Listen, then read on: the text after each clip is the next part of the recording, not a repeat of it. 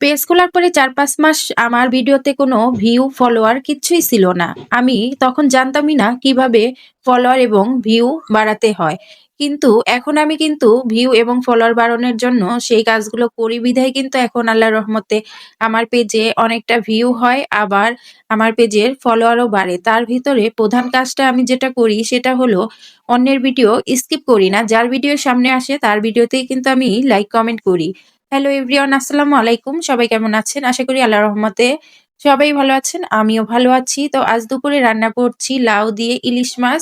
আর শীতের দিনে লাউ মানে খুবই মজার একটা তরকারি। আর লাউটা তো আমাদের নবী রাসূল সাল্লাল্লাহু আলাইহি ওয়াসাল্লাম ভীষণ পছন্দ করত। সেই কারণে কিন্তু আমার কাছেও লাউটা খুবই পছন্দের একটা জিনিস। তো আসলে ১ম এ যে কথাটা বলেছিলাম যে আসলে ১ম যখন আমি পেজটা খুলি তখন কিন্তু আমার ভিডিওতে ভিউ ছিল না, আমার পেজে ফলোয়ারও ছিল না। তখন আমি বুঝতাম না কিভাবে পেজের ভিউ বাড়াতে হয় কিংবা ফলোয়ার বাড়াতে হয়। তো এখন আমি কিন্তু অনেক গবেষণা বা অনেক কিছু করে বুঝতে পারলাম যে পেজে কাজ করতে হলে প্রধান একটা কাজ হলো অন্যের ভিডিও স্কিপ করা যাবে না। অন্যের ভিডিওতে লাইক, কমেন্ট করতে হবে।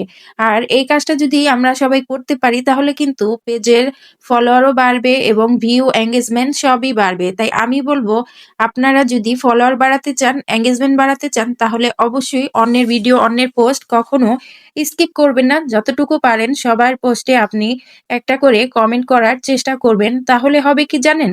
আপনার পেজে না পরিচিতি বাড়বে আর আপনার যদি সবার সাথে একটা সুসম্পর্ক তৈরি হয়, তখন কিন্তু সবাই আপনার পেজে আসবে এবং ভিজিট করে যাবে। তখন কিন্তু আপনার ফলোয়ার এবং ভিউ, এনগেজমেন্ট সবই বেড়ে যাবে।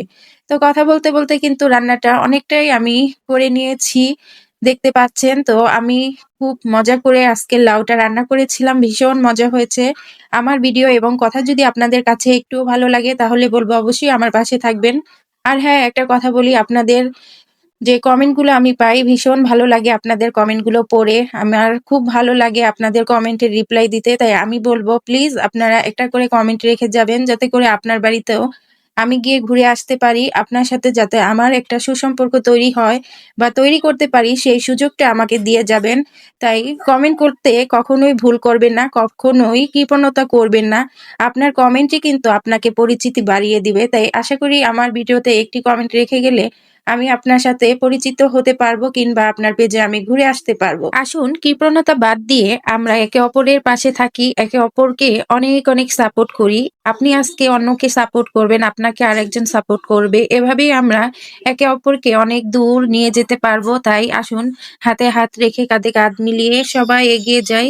তাহলেই একদিন সফলতা পাবো। আসলে ফেসবুকে সফলতা পাওয়াটা খুবই কঠিন। যদি আমরা সবাই একে অন্যের পাশে থেকে এগিয়ে যেতে পারি তাহলে কিন্তু সফলতা পাওয়া খুবই সহজ। তাই আমি বলব সবাই একসাথে মিলেমিশে কাজ করলে আমাদের সফলতা কেউ আটকিয়ে রাখতে পারবে না। তাই যদি ভালো লাগে আমার কথা এবং ভিডিও তাহলে আমি বলব প্লিজ সবাই পাশে থাকবেন। আমার জন্য দোয়া করবেন। আল্লাহ হাফেজ। আসসালামু আলাইকুম।